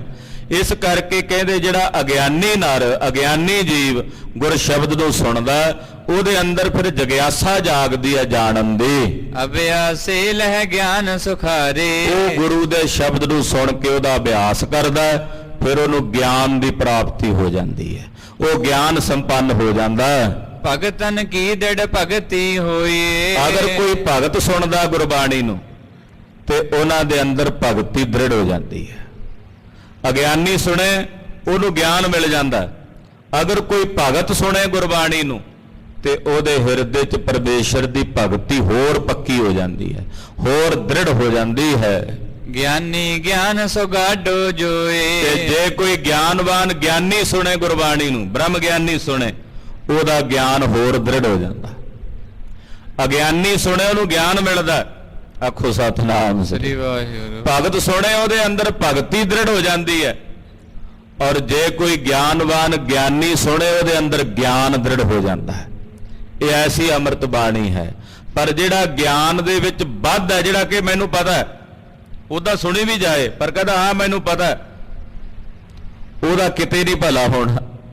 ਜਿਹੜਾ ਕਿ ਵੀ ਮੈਨੂੰ ਪਤਾ ਪਰ ਪਤਾ ਹੈ ਨਹੀਂ, ਫਿਰ ਵੀ ਭਰਮ ਹੈ ਵੀ ਪਤਾ ਹੈ, ਉਹਦਾ ਕੋਈ ਵੀ ਉਧਾਰ ਨਹੀਂ ਕਰ ਸਕਦਾ, ਉਹਦਾ ਕੁਝ ਨਹੀਂ ਬਣ ਸਕਦਾ। ਜੋ ਨਰ ਪੜ੍ਹੈ ਮਾਨ ਕੇ ਕਾਰਨ। ਉਹ ਬੰਦੇ ਕੌਣ ਹੁੰਦੇ ਆ? ਉਹ ਜੇ ਗੁਰਬਾਣੀ ਪੜ੍ਹਦੇ ਵੀ ਆ ਨਾ, ਇਸ ਲਈ ਪੜ੍ਹਦੇ ਆ ਵੀ ਮੈਨੂੰ ਬਾਣੀ ਪੜ੍ਹਦੇ ਨੂੰ ਵੇਖ ਕੇ ਲੋਕ ਆਖਣਗੇ ਵਾਹ ਜੀ ਵਾਹ, ਬੜੀ ਬਾਣੀ ਪੜ੍ਹਦਾ। ਹਰ ਵੇਲੇ ਹੀ ਗੁਟਕਾ ਹੱਥ 'ਚ ਫੜਿਆ ਹੁੰਦਾ ਇਹਨੇ, ਜਿਹੜੇ ਇਦਾਂ ਦੇ ਲੋਕ ਨੇ ਵਿਖਾਵੇ ਲਈ ਪੜ੍ਹਦੇ ਆ, ਉਹਨਾਂ ਦਾ ਭਲਾ ਕਿਵੇਂ ਹੋਣਾ? ਉਹਦਾ ਹਿਰਦਾ ਤਾਂ ਉਹਨਾਂ ਦਾ ਚਿੱਕੜ ਦੇ ਵਿੱਚ ਗਚਤ ਹੈ। ਜੇ ਕੇਵਲ ਰਸਨਾ ਨਾਲ ਪੜ੍ਹ ਵੀ ਰਹੇ ਨੇ, ਉਹ ਵੀ ਇਸ ਲਈ ਵੀ ਲੋਕ ਵੇਖਣ, ਵਿਖਾਵੇ ਲਈ ਪੜ੍ਹਨ, ਵੀ ਵੇਖ ਕੇ ਲੋਕ ਕਹਿਣ ਜੀ ਵਾਹ ਵਡਿਆਈ ਕਰਨ। ਉਹ ਜਿਹੜੇ ਇਦਾਂ ਦੇ ਲੋਕ ਹਨ, ਦੁਰ ਦੁਰ ਕਰਹਿ ਸਮੂਹ ਬੇਕਾਰਨ। ਬਾਹਰ ਲੋਕਾਂ ਨੂੰ ਵਿਖਾਣ ਲਈ ਬਾਣੀ ਪੜ੍ਹ ਕੇ ਵਿਖਾਣ ਤੇ ਅੰਦਰ ਛੁਪ ਕੇ ਪਾਪ ਕਰਨ, ਭੈੜੇ ਕਰਮਾਂ 'ਚ ਪ੍ਰਵਿਰਤ ਹੋਣ। ਇਦਾਂ ਦੇ ਪਖੰਡੀਆਂ ਦਾ ਗੁਰਦੇਵ ਨੇ ਹਰ ਮਤ 'ਚ ਖੰਡਨ ਕੀਤਾ। ਜੇ ਉਹ ਸਿੱਖਾਂ ਵਿੱਚ ਹੈ ਤਾਂ ਸਿੱਖ ਦਾ ਵੀ ਉਹਦਾ ਵੀ ਖੰਡਨ ਹੈ, ਜੇ ਕਿਸੇ ਹਿੰਦੂ ਵਿੱਚ ਹੈ, ਜੇ ਕਿਸੇ ਮੁਸਲਮਾਨਾਂ ਵਿੱਚ ਇਦਾਂ ਦਾ ਵਿਅਕਤੀ ਹੈ ਤਾਂ ਉਹਦੇ ਵੀ ਪਖੰਡ ਦਾ ਖੰਡਨ। ਜਿਹੜਾ ਵਿਖਾਵੇ ਲਈ ਕਰੇ ਧਰਮ ਕਰਮ, ਅੰਦਰੋਂ ਲੁਕ ਕੇ ਪਾਪ ਕਰਦਾ ਹੋਵੇ, ਨਿਸ਼ਚਾ ਨਹੀਂ ਗਿਆਨ ਕੋ ਪਾਵੈ। ਉਹਦੇ ਅੰਦਰ ਕਦੇ ਵੀ ਗਿਆਨ ਦੀ ਪ੍ਰਾਪਤੀ ਨਹੀਂ ਹੁੰਦੀ, ਕਿਉਂਕਿ ਉਹ ਵਿਖਾਵੇ ਲਈ ਕਰ ਰਿਹਾ ਸਭ ਕੁਝ। ਭੇਖ ਹੈ ਉਹਦਾ, ਉਹ ਸਾਰਾ ਕੁਝ ਜੋ ਕਰ ਰਿਹਾ। ਉਹ ਜੇ ਪੜ੍ਹੇਗਾ ਵੀ ਤੇ ਉਹਨੂੰ ਕਦੇ ਗਿਆਨ ਦੀ ਪ੍ਰਾਪਤੀ ਨਹੀਂ ਹੋਵੇਗੀ। ਸਭ ਮਹਿ ਗਿਆਨੀ ਨਾਮ ਕਹਾਵੈ। ਪਰ ਉਦਾਂ ਕਹਾਵੇਗਾ ਜ਼ਰੂਰ ਵੀ ਮੈਂ ਗਿਆਨੀ ਆ ਜੀ, ਮੈਨੂੰ ਪਾਠ ਕਰਨਾ ਆਉਂਦਾ, ਮੈਂ ਬਾਣੀ ਪੜ੍ਹ ਲੈਣਾ ਜੀ, ਮੈਨੂੰ ਬਾਣੀ ਦੀ ਕਥਾ ਵੀ ਆਉਂਦੀ ਹੈ, ਬਾਣੀ ਦੀ ਵਿਆਖਿਆ ਵੀ ਮੈਂ ਕਰ ਲੈਣਾ। ਉਦਾਂ ਉਹ ਲੋਕਾਂ ਵਿੱਚ ਆਪਣੇ ਆਪ ਨੂੰ ਗਿਆਨੀ ਕਹਾਵੇਗਾ ਜ਼ਰੂਰ, ਪਰ ਉਹ ਗਿਆਨੀ ਹੋਵੇਗਾ ਨਹੀਂ। ਗਿਆਨੀ ਕਹਾ ਲੈਣਾ ਤੇ ਅੰਦਰੋਂ ਗਿਆਨੀ ਹੋਣਾ ਬਹੁਤ ਫਰਕ ਹੈ। ਧਰਮੀ ਕਹਾ ਲੈਣਾ ਤੇ ਅੰਦਰੋਂ ਧਾਰਮਿਕ ਹੋਣ ਦਾ ਬਹੁਤ ਵੱਡਾ ਫਰਕ ਹੈ। ਇਸੇ ਤਰ੍ਹਾਂ ਕਹਿੰਦੇ ਉਹ ਗਿਆਨੀ ਦਾ ਕਹਾ ਲੇਗਾ, ਕਿਉਂਕਿ ਬਾਣੀ ਪੜ੍ਹਨੀ ਆਉਂਦੀ ਆ ਉਹਨੂੰ। ਬਾਣੀ ਦਾ ਬਾਬੇ ਪ੍ਰਿਥੀ ਚੰਦ ਨੂੰ ਵੀ ਆਉਂਦੀ ਸੀ ਪੜ੍ਹਨੀ। ਮਹਾਰਾਜ ਗੁਰੂ ਰਾਮਦਾਸ ਸਾਹਿਬ ਦਾ ਪੁੱਤਰ ਸੀ ਤੇ ਉਹ ਵੀ ਪੜ੍ਹ ਲੈਂਦੇ। ਬਾਬਾ ਪ੍ਰਿਥੀ ਚੰਦ ਹੋਣੀ, ਬਾਣੀ ਦਾ ਬਾਬਾ ਧੀਰਮਲ ਵੀ ਪੜ੍ਹਦਾ, ਕਥਾ ਬਾਬਾ ਧੀਰਮਲ ਵੀ ਕਰ ਲੈਂਦਾ ਸੀ, ਪਰ ਉਹ ਗਿਆਨੀ ਤਾਂ ਨਹੀਂ ਸੀ ਨਾ। ਉਹ ਗਿਆਨ ਦੇ ਵਿੱਚ ਵੱਧ ਹੋ ਗਏ, ਉਹਨਾਂ ਨੂੰ ਇਹ ਭਰਮ ਹੋ ਗਿਆ ਵੀ ਅਸੀਂ ਗਿਆਨੀ ਆ। ਇਦਾਂ ਦੇ ਜੀਵ ਨੇ ਕਦੇ ਵੀ ਕਲਿਆਣ ਨੂੰ ਪ੍ਰਾਪਤ ਨਹੀਂ ਕਰਨਾ। ਹਾਂਜੀ, ਹੰਕਾਰੀ ਸਤ ਸੰਗ ਨ ਕਰੈ। ਉਹ ਇੰਨਾ ਹੰਕਾਰੀ ਹੁੰਦਾ ਵੀ ਸਤ ਸੰਗਤ ਨਹੀਂ ਕਰਦਾ। ਕਹਿੰਦਾ ਮੈਨੂੰ ਤਾਂ ਲੋੜ ਨਹੀਂ ਸੰਗਤ ਦੀ, ਤੁਹਾਨੂੰ ਲੋੜ ਹੈ। ਮੈਂ ਜੋ ਜਾਣਨਾ ਸੀ ਮੈਨੂੰ ਤਾਂ ਪਤਾ ਲੱਗ ਗਿਆ, ਮੈਂ ਤਾਂ ਜਾਣ ਲਿਆ ਸਭ ਕੁਝ। ਉਹ ਇੰਨਾ ਹੰਕਾਰੀ ਹੁੰਦਾ ਹੈ ਕਿ ਫਿਰ ਉਹ ਸਤ ਸੰਗਤ ਵੀ ਨਹੀਂ ਕਰਦਾ। ਵਡਿਆਈ ਤਨ ਹਿਤ ਸਭ ਧਰੈ। ਜੋ ਕੁਝ ਵੀ ਉਹ ਕਰਦਾ ਬਾਹਰੋਂ ਕਰਮ ਕੇਵਲ ਵਡਿਆਈ ਲਈ ਜਾਂ ਪੈਸੇ ਲਈ ਕਰਦਾ। ਰੋਟੀਆਂ ਕਾਰਨ ਪੂਰਾ ਤਾਲ ਵੀ ਜੇ ਮੈਂ ਇਹ ਪਾਠ ਪੂਜਾ ਕਰਾਂਗਾ ਤੇ 4 ਪੈਸੇ ਮਿਲਣੇ ਆ, ਲੋਕ ਵਡਿਆਈ ਕਰਨਗੇ, ਵਾਹ ਕਰਨਗੇ। ਉਹਦਾ ਅੰਦਰ ਕੋਈ ਨਹੀਂ ਬਿਰਤੀ, ਅੰਦਰੋਂ ਉਸ ਗੁਰਬਾਣੀ ਦੇ ਨਾਲ ਜੁੜਨ ਦਾ ਉਹਨੂੰ ਕੋਈ ਜਗਿਆਸਾ ਨਹੀਂ, ਕੁਝ ਜਾਣਨ ਦੀ ਜਗਿਆਸਾ ਨਹੀਂ। ਇੱਕ ਪਸ਼ੂ ਬਿਰਤੀ ਹੈ ਬਸ, ਵੀ ਉਹ ਰੋਟੀਆਂ ਕਾਰਨ ਪੂਰੇ ਤਾਲ ਵਾਲੀ ਗੱਲ ਹੈ। ਤਿਸ ਕੋ ਪ੍ਰਾਪਤ ਹੋਏ ਨਾ ਗਿਆਨ। ਉਹਨੂੰ ਕਦੇ ਵੀ ਗਿਆਨ ਪ੍ਰਾਪਤ ਨਹੀਂ ਹੋ ਸਕਦਾ। ਜਿਹੜੇ ਇਦਾਂ ਦੇ ਲੋਕ ਨੇ, ਉਹ ਜਿੰਨਾ ਮਰਜ਼ੀ ਪੜ੍ਹੀ ਵੀ ਜਾਣ, ਜਿੰਨੇ ਮਰਜ਼ੀ ਧਰਮ ਗ੍ਰੰਥਾਂ ਦਾ ਅਧਿਐਨ ਕਰ ਲੈਣ, ਜੇ ਉਹ ਵਿਖਾਵੇ ਲਈ ਕਰ ਰਹੇ ਨੇ, ਵਡਿਆਈ ਲਈ ਕਰ ਰਹੇ ਨੇ, ਪੈਸੇ ਲਈ ਕਰ ਰਹੇ ਨੇ, ਪਖੰਡ ਕਰਕੇ ਵਿਖਾ ਕੇ ਕਰ ਰਹੇ ਨੇ, ਤਾਂ ਪਾਤਸ਼ਾਹ ਕਹਿੰਦੇ ਉਹਨਾਂ ਨੂੰ ਕਦੇ ਵੀ ਗਿਆਨ ਦੀ ਪ੍ਰਾਪਤੀ ਨਹੀਂ ਹੋ ਸਕਦੀ। ਹਾਂਜੀ, ਕਿਮ ਦਰਗਾਹੇ ਪਾਹੇ ਸੋ ਮਾਨ। ਉਹਨਾਂ ਨੂੰ ਕਿਵੇਂ ਫਿਰ ਦਰਗਾਹ ਵਿੱਚ ਪਰਮੇਸ਼ਰ ਦੀ, ਨਿਰੰਕਾਰ ਦੀ ਦਰਗਾਹ 'ਚ ਮਾਣ ਮਿਲੇਗਾ? ਨਹੀਂ ਮਿਲਦਾ। ਉਹਨਾਂ ਨੂੰ ਅਕਾਲ ਪੁਰਖ ਦੀ ਦਰਗਾਹ ਵਿੱਚ ਵੀ ਮਾਣ ਨਹੀਂ ਮਿਲਦਾ। ਸ਼੍ਰੀ ਅੰਮ੍ਰਿਤਸਰ ਜਿਸਨੇ ਜਾਣਾ। ਹੁਣ ਇਹਦੇ ਲਈ ਉਦਾਹਰਣ ਦਿੰਦੇ ਸਤਿਗੁਰੂ ਵੀ ਇਹ ਗੱਲ ਸਮਝ ਆ ਜਾਏ। ਕਹਿੰਦੇ ਮੰਨ ਲਓ ਕਿਸੇ ਨੇ ਸ੍ਰੀ ਅੰਮ੍ਰਿਤਸਰ ਸਾਹਿਬ ਜਾਣਾ ਸੀ, ਜਿਹੜਾ ਪਹਿਲਾਂ ਗਿਆ ਨਹੀਂ ਸੀ ਕਦੇ। ਮਨ 'ਚ ਇੱਛਾ ਹੋਈ ਕਿ ਸ੍ਰੀ ਅੰਮ੍ਰਿਤਸਰ ਸਾਹਿਬ ਗੁਰੂ ਰਾਮਦਾਸ ਸਾਹਿਬ ਦੇ ਦਰਬਾਰ ਦੇ ਦਰਸ਼ਨ ਕਰਨੇ ਹਨ। ਮਗ ਨਾ ਲਹੈ ਤੋ ਬੂਝ ਪਿਆਨਾ। ਉਹਨੂੰ ਰਸਤੇ ਦਾ ਨਹੀਂ ਸੀ ਪਤਾ ਵੀ ਰਸਤਾ ਕਿਹੜਾ ਜਾਂਦਾ। ਉਹਨੇ ਪੁੱਛ ਲਿਆ, ਉਹ ਪੁੱਛ ਕੇ ਤੁਰ ਪਿਆ ਵੀ ਆਹ ਰਸਤਾ। ਕਿਸੇ ਨੂੰ ਪੁੱਛਿਆ ਮਹਾਰਾਜ ਸ੍ਰੀ ਅੰਮ੍ਰਿਤਸਰ ਸਾਹਿਬ ਨੂੰ ਕਿਹੜਾ ਰਸਤਾ ਜਾਂਦਾ? ਜਿਹੜਾ ਜਾਣਦਾ ਸੀ ਉਹਨੇ ਦੱਸ ਦਿੱਤਾ, ਭਾਈ ਆਹ ਰਸਤਾ ਜਾਂਦਾ ਹੈ। ਅਗਿਆਨੀ ਪੀਆਨ ਸ਼ਨਾਨੇ। ਉਹ ਜਿਹੜੇ ਅਗਿਆਨੀ ਸੀ, ਜਿਹਨਾਂ ਨੂੰ ਪਤਾ ਹੀ ਨਹੀਂ ਸੀ ਅੰਮ੍ਰਿਤਸਰ ਸਾਹਿਬ ਦੇ ਰਸਤੇ ਦਾ, ਉਹ ਪੁੱਛਦੇ ਪੁਛਾਉਂਦੇ ਪਹੁੰਚ ਗਏ। ਆ ਕੇ ਉਹਨਾਂ ਨੇ ਗੁਰੂ ਰਾਮਦਾਸ ਸਾਹਿਬ ਦੇ ਸਰੋਵਰ 'ਚ ਚੁੱਭਾ ਮਾਰਿਆ, ਇਸ਼ਨਾਨ ਕਰ ਲਿਆ। ਤਿਸ ਕੋ ਸੰਗਤ ਮਿਲੀ ਮਹਾਨੇ। ਅੱਗੇ ਉਹਨੂੰ ਗੁਰੂ ਕੀ ਸੰਗਤ ਮਿਲ ਗਈ, ਗੁਰਸਿੱਖਾਂ ਦਾ ਮੇਲਾ ਮਿਲ ਗਿਆ। ਉਹਨੇ ਕਥਾ ਸੁਣੀ, ਕੀਰਤਨ ਸੁਣਿਆ, ਔਰ ਕਥਾ ਕੀਰਤਨ ਸੁਣਦਿਆਂ ਉਹਦਾ ਉਧਾਰ ਹੋ ਗਿਆ। ਉਹਦੀ ਕਲਿਆਣ ਹੋ ਗਈ। ਆਏ ਸੁਦਾਸਰ ਕਰਨ ਇਸ਼ਨਾਨ। ਦੂਜੇ ਉਹ ਨੇ ਵੀ ਜਿਹੜੇ ਕਦੇ ਗਏ ਨਹੀਂ ਸੀ, ਜਿਨ੍ਹਾਂ ਨੂੰ ਰਸਤੇ ਦਾ ਨਹੀਂ ਸੀ ਪਤਾ, ਪਰ ਜਦੋਂ ਉਹਨਾਂ ਨੇ ਵੇਖਿਆ ਵੀ ਸੰਗਤ ਜਾ ਰਹੀ ਹੈ ਸ੍ਰੀ ਅੰਮ੍ਰਿਤਸਰ ਸਾਹਿਬ, ਇਹਨਾਂ ਨੇ ਜਾ ਕੇ ਉੱਥੇ ਇਸ਼ਨਾਨ ਕਰਨਾ, ਉਹ ਨਾਲ ਤੁਰ ਪਏ ਵੀ ਚਲੋ ਆਪਾਂ ਵੀ ਚੱਲਦੇ ਹਾਂ। ਉਹਨਾਂ ਨੂੰ ਪੁੱਛਣਾ ਵੀ ਨਹੀਂ ਪਿਆ, ਉਹ ਤਾਂ ਨਾਲ ਨਾਲ, ਪਹਿਲੇ ਤਾਂ ਉਹ ਸੀ ਜਿਹੜੇ ਪੁੱਛਦੇ ਪਛਾਣਦੇ ਪਹੁੰਚ ਗਏ। ਦੂਜੇ ਉਹ ਜਿਹੜੇ ਸੰਗਤ ਜਾ ਰਹੀ ਸੀ ਨਾਲ ਨਾਲ ਤੁਰ ਪਏ। ਜਦੋਂ ਸੰਗਤ ਉੱਥੇ ਪਹੁੰਚੀ ਅੰਮ੍ਰਿਤਸਰ ਸਾਹਿਬ, ਉਹਨਾਂ ਦੇ ਨਾਲ ਉਹ ਵੀ ਪਹੁੰਚ ਗਏ। ਮਿਲਿਆ ਵਤ ਤਿਨ ਸੰਗ ਅਜਾਨ। ਉਹ ਅਣਜਾਣ ਸੀ, ਨਹੀਂ ਸੀ ਪਤਾ ਉਹਨਾਂ ਨੂੰ, ਪਰ ਸੰਗਤ ਦੇ ਨਾਲ ਉਹ ਪਹੁੰਚ ਗਏ। ਸੰਗਤ ਦੇ ਨਾਲ ਤੁਰਦਿਆਂ ਤੁਰਦਿਆਂ ਆ ਗਏ। ਤਿਮ ਜਗਿਆਸੀ ਪਹੁੰਚਿਆ ਆਏ। ਇਸੇ ਤਰ੍ਹਾਂ ਜਿਹੜੇ ਜਗਿਆਸੂ ਨੇ, ਪਹਿਲੇ ਸੀ ਅਗਿਆਨੀ, ਦੂਜੇ ਨੇ ਜਗਿਆਸੂ। ਅਗਿਆਨੀ ਦਾ ਪੁੱਛਦਾ ਪਛਾਣਦਾ ਪਹੁੰਚ ਗਿਆ। ਜਗਿਆਸੂ ਨੇ ਕੀ ਕੀਤਾ, ਉਹ ਸੰਗਤ ਵਿੱਚ ਆ ਗਿਆ। ਸਤ ਸੰਗਤ ਵਿੱਚ ਆ ਕੇ ਉਹਨੇ ਕਥਾ ਸੁਣੀ, ਕੀਰਤਨ ਸੁਣਿਆ। ਸੁਣਦਿਆਂ ਸੁਣਦਿਆਂ ਉਹ ਸ੍ਰੀ ਅੰਮ੍ਰਿਤਸਰ ਸਾਹਿਬ ਵੀ ਪਹੁੰਚਿਆ। ਉੱਥੇ ਉਹਨੇ ਜਾ ਕੇ ਇਸ਼ਨਾਨ ਕੀਤਾ। ਮੱਜਨ ਕਰ ਆਨੰਦ ਕੋ ਪਾਏ। ਉਹਨੇ ਇਸ਼ਨਾਨ ਕੀਤਾ, ਕੀਰਤਨ ਸੁਣਿਆ ਤੇ ਆਨੰਦ ਨੂੰ ਪ੍ਰਾਪਤ ਹੋ ਗਿਆ। ਜੋ ਗਿਆਨੀ ਮਗ ਜਾਣਤ ਆਛੇ। ਤੀਜੇ ਸਨ ਗਿਆਨੀ, ਜਿਨ੍ਹਾਂ ਨੂੰ ਪਤਾ ਸੀ, ਜਿਹੜੇ ਪਹਿਲਾਂ ਕਈ ਵਾਰੀ ਗਏ ਆਏ ਸੀ ਅੰਮ੍ਰਿਤਸਰ ਸਾਹਿਬ, ਉਹਨਾਂ ਨੂੰ ਸਾਰਾ ਰਸਤਾ ਪਤਾ ਸੀ। ਉਹ ਸਨ ਆਨ ਪਹੁੰਚਦ ਜਬ ਚਿਤ ਬਾਂਛੇ। ਉਹਨਾਂ ਨੂੰ ਨਾ ਕਿਸੇ ਦੇ ਸੰਗ ਦੀ ਲੋੜ ਪਈ, ਨਾ ਕਿਸੇ ਨੂੰ ਪੁੱਛਣਾ ਪਿਆ, ਉਹ ਸਿੱਧੇ ਗਏ।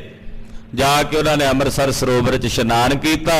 ਗੁਰੂ ਰਾਮਦਾਸ ਸਾਹਿਬ ਦੀ ਕਿਰਪਾ ਦੇ ਪਾਤਰ ਬਣੇ ਤੇ ਆਨੰਦਿਤ ਹੋ ਗਏ। ਜੋ ਪਰੰਤ ਮਗ ਜਾਣ ਨਿਹਾਰੋ। ਚੌਥੇ ਉਹ ਸਨ ਜਿਹੜੇ ਕਿਤੇ ਇੱਕ ਅੱਧੀ ਵਾਰ ਗਏ ਸੀ, ਪਹਿਲਾਂ ਇੱਕ ਅੱਧੀ ਵਾਰ ਗਏ ਸੀ, ਦੁਬਾਰਾ ਜਦੋਂ ਫੇਰ ਗਏ।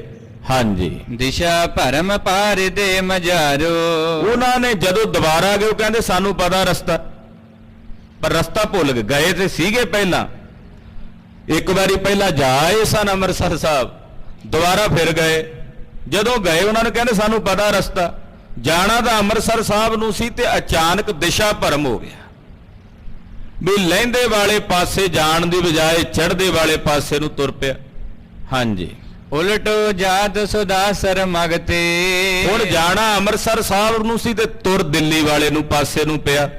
ਹਾਂਜੀ, ਸੁਨਹਿ ਅਪਰ ਤੇ ਕਹਿ ਨ ਲਗਤੇ। ਜੇ ਕਿਸੇ ਨੇ ਪੁੱਛਿਆ ਵੀ ਕਿੱਥੇ ਜਾਣਾ, ਕਹਿੰਦਾ ਅੰਮ੍ਰਿਤਸਰ ਸਾਹਿਬ, ਉਹਨੇ ਆਖਿਆ ਉਹ ਅੰਮ੍ਰਿਤਸਰ ਨੂੰ ਆਹ ਰਸਤਾ ਨਹੀਂ ਜਾਂਦਾ, ਇਹ ਤਾਂ ਦਿੱਲੀ ਨੂੰ ਜਾਂਦਾ।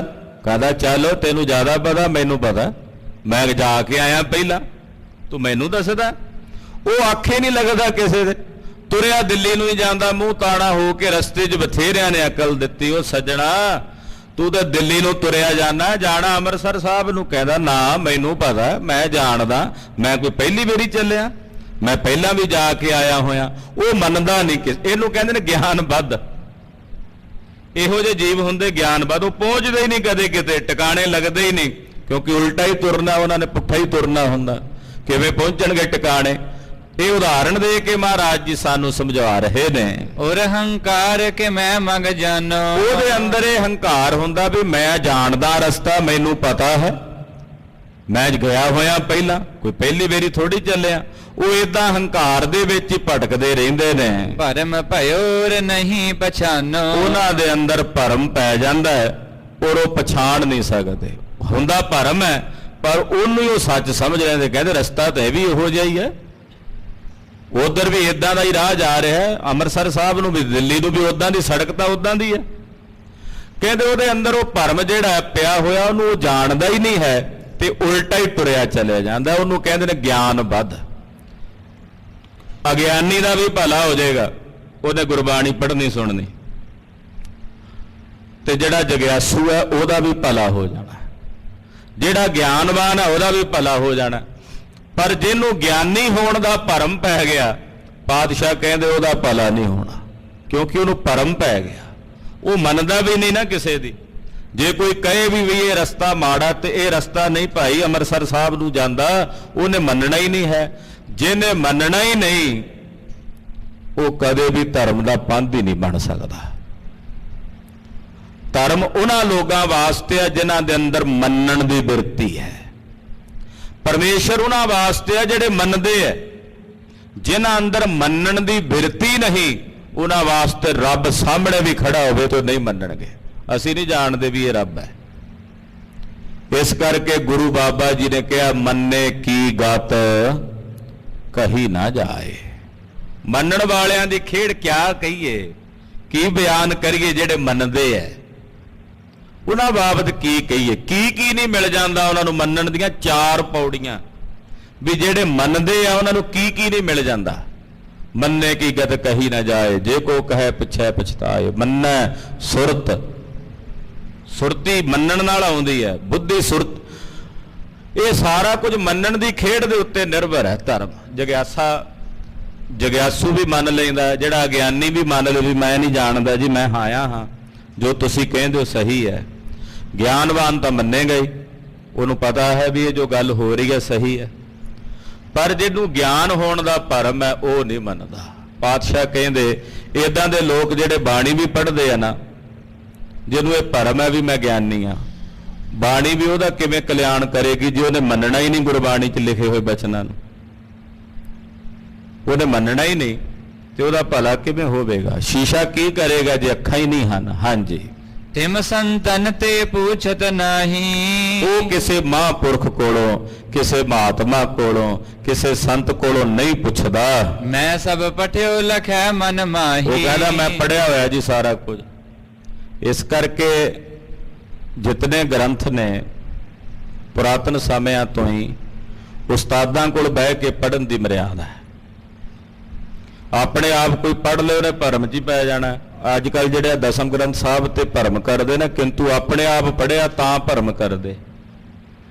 ਜੇ ਕਿਸੇ ਉਸਤਾਦ ਕੋਲ ਬਹਿ ਕੇ ਪੜ੍ਹਿਆ ਹੋਵੇ ਤੇ ਉਹ ਸਮਝਾਉਂਦੇ ਆ ਵੀ ਇਹਦੀ ਖੇਡ ਕੀ ਹੈ।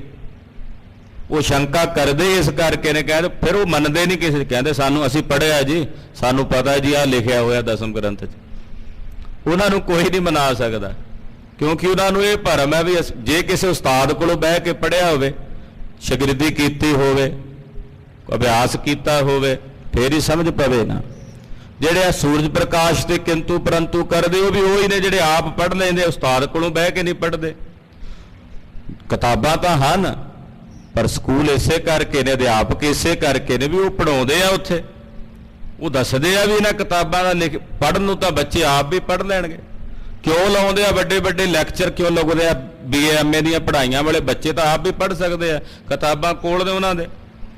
ਪਰ ਉੱਥੇ ਲੈਕਚਰ ਲਾਏ ਜਾਂਦੇ, ਉਹ ਬਰੀਕੀਆਂ ਦੱਸਦੇ ਉਸਤਾਦ ਵੀ ਆਹ ਬਰੀਕੀਆਂ ਨੇ ਇਹਦੀਆਂ, ਆਹ ਭੇਦ ਨੇ ਇਹਦੇ ਵਿੱਚ, ਉਹ ਸਮਝਾਏ ਜਾਂਦੇ ਆ। ਹੁਣ ਇਦਾਂ ਦੇ ਜਿਹੜੇ ਗਿਆਨਬੱਧ ਲੋਕ ਨੇ ਉਹਨਾਂ ਨੂੰ ਇਹ ਭਰਮ ਹੁੰਦਾ ਵੀ ਮੈਂ ਜਾਣਦਾ, ਮੈਂ ਪੜ੍ਹਿਆ ਹੋਇਆ। ਉਹ ਕਿਸੇ ਮਹਾਂਪੁਰਖ ਕੋਲ, ਕਿਸੇ ਸੰਤ ਕੋਲ ਪੁੱਛਦੇ ਹੀ ਨਹੀਂ। ਉਹ ਕਹਿੰਦੇ ਮੈਂ ਸਭ ਪਠਿਓ ਲਖਿਆ ਮਨ ਮਾਹੀ। ਉਹ ਆਪਣੇ ਮਨ 'ਚ ਇਹ ਜਾਣਦੇ ਵੀ ਮੈਂ ਸਭ ਪੜ੍ਹਿਆ ਹੋਇਆ, ਮੈਂ ਜਾਣਦਾ ਹਾਂ। ਨਹਿ ਸਤ ਸੰਗ ਕਰਹਿ ਮਨ ਮਾਨੀ। ਉਹ ਇਹੋ ਜਿਹੇ ਮਾਨੀ ਤੇ ਹੰਕਾਰੀ ਹੁੰਦੇ, ਕਿਸੇ ਸਤਪੁਰਸ਼ ਦੀ ਸੰਗਤ ਨਹੀਂ ਕਰਦੇ, ਉਹ ਸਤ ਸੰਗਤ ਵਿੱਚ ਵੀ ਨਹੀਂ ਆਉਂਦੇ। ਸੋ ਕਬ ਹੋਏ ਨਹੀਂ ਬ੍ਰਹਮ ਗਿਆਨੀ। ਉਹਨਾਂ ਲੋਕਾਂ ਨੂੰ ਕਦੇ ਵੀ ਬ੍ਰਹਮ ਗਿਆਨ ਦੀ ਪ੍ਰਾਪਤੀ ਨਹੀਂ ਹੋ ਸਕਦੀ, ਉਹ ਕਦੇ ਵੀ ਬ੍ਰਹਮ ਗਿਆਨੀ ਨਹੀਂ ਹੋ ਸਕਦੇ। ਸ਼੍ਰੀ ਗੁਰ ਕਹਿਓ ਸਭਿਨ ਸਿੱਖ ਸੁਣਿਓ।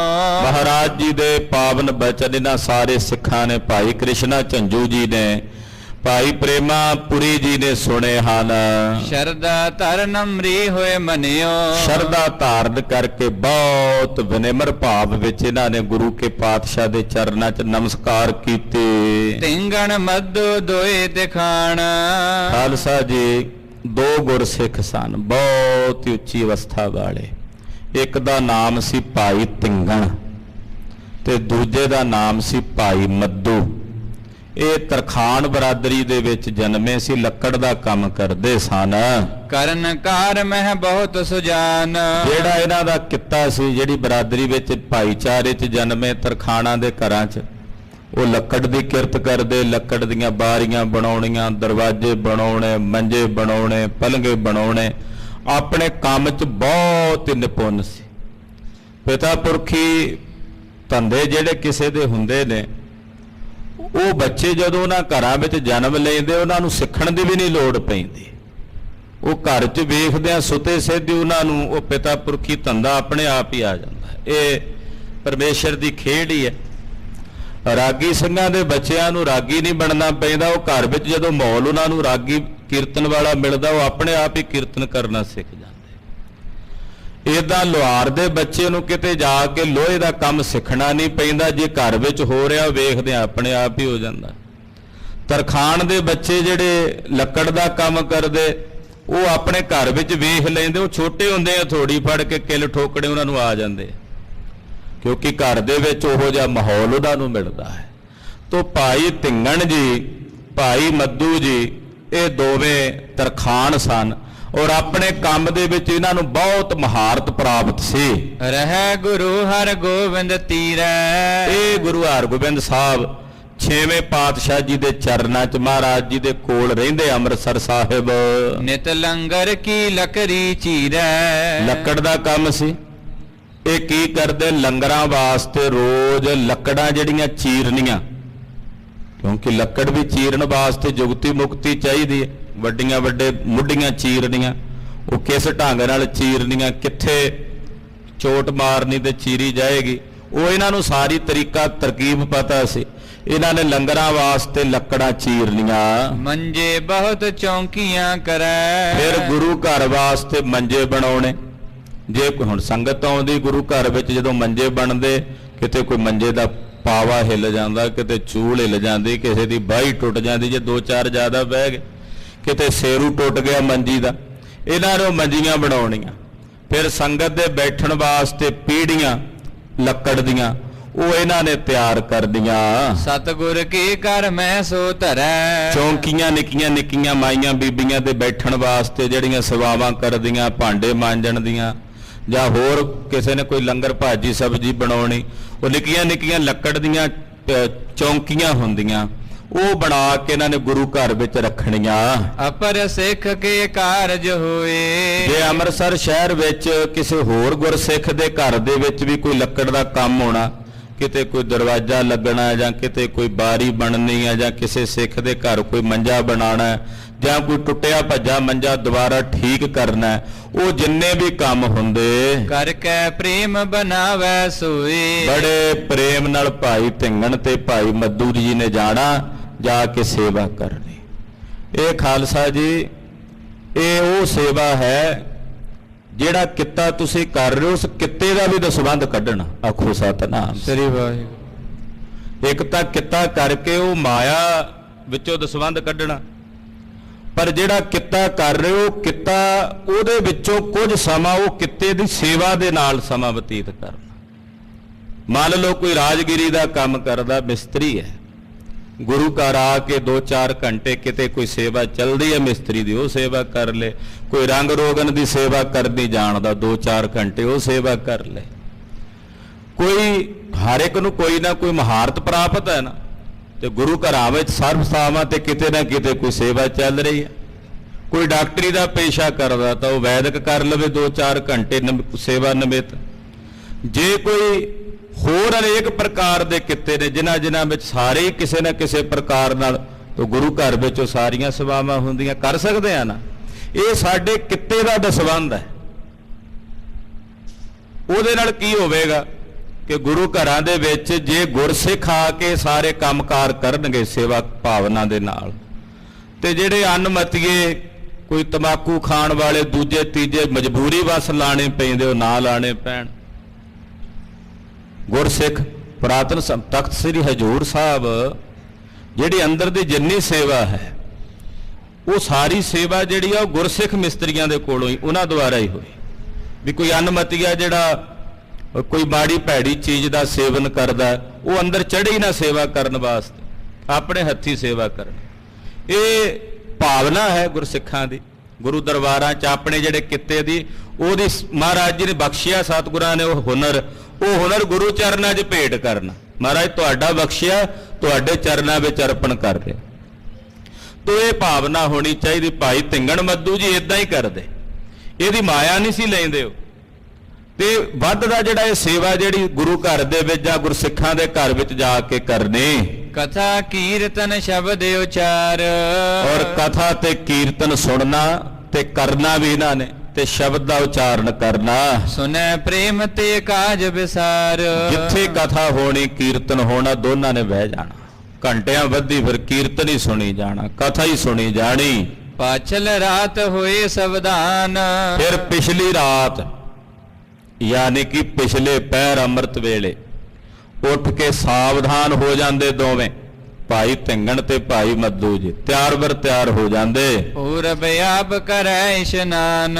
ਔਰ ਪਿਛਲੇ ਪਹਿਰ ਉੱਠ ਕੇ ਪਹਿਲਾਂ ਸਭ ਤੋਂ ਇਹਨਾਂ ਨੇ ਉੱਠਣਾ ਸਿੱਖਾਂ ਤੋਂ, ਇਸ਼ਨਾਨ ਕਰਨਾ। ਜਲ ਨਿਕਾਸ ਪੁਨ ਸਿੱਖ ਨਭਾਵੈ। ਫਿਰ ਬਾਅਦ ਵਿੱਚ ਗੁਰਸਿੱਖਾਂ ਨੂੰ ਇਸ਼ਨਾਨ ਕਰਾਉਣਾ, ਜਿਨ੍ਹਾਂ ਨੇ ਆਉਣਾ ਖੂਹ ਚੋਂ ਜਲ ਕੱਢਣਾ ਤੇ ਸਿੱਖਾਂ ਨੂੰ ਇਸ਼ਨਾਨ ਕਰਾਉਣਾ। ਨਿਸ ਦਿਨ ਸਤਿ ਨਾਮ ਲਿਵ ਲਾਵੈ। ਔਰ ਰਾਤ ਦਿਨ ਜਿੱਥੇ ਸੇਵਾ ਕਰਨੀ, ਬਹੁਤਾ ਬਚਨ ਨਹੀਂ ਕਰਨਾ ਕਿਸੇ ਨਾਲ, ਬਹੁਤਾ ਨਹੀਂ ਸੀ ਬੋਲਦੇ, ਬਸ ਜਿੰਨਾ ਕੁ ਮਤਲਬ ਦੀ ਗੱਲ ਕਰਨ ਵਾਲੀ ਹੁੰਦੀ ਉਹ ਕਰ ਲੈਂਦੇ। ਬਹੁਤਾ ਸਮਾਂ ਸੇਵਾ ਦੇ ਨਾਲ ਨਾਲ ਸਿਮਰਨ ਦੇ ਵਿੱਚ ਸੁਰਤ ਜੋੜ ਕੇ ਰੱਖਦੇ, ਨਾਮ ਜਪਦੇ।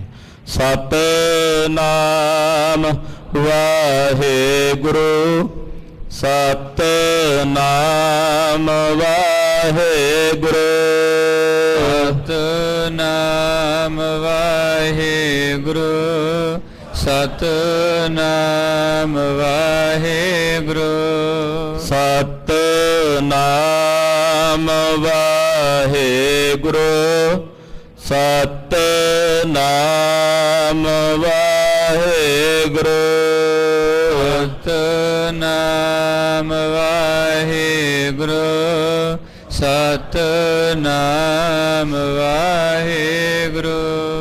ਹਰ ਵੇਲੇ ਨਾਮ ਦੇ ਵਿੱਚ ਸੁਰਤ ਜੋੜ ਕੇ ਨਾਮ ਦੀ ਸਾਧਨਾ ਕਰਨੀ। ਅੰਤ ਸਮਾ ਤਿਨ ਕੋ ਜਬ ਭਇਓ।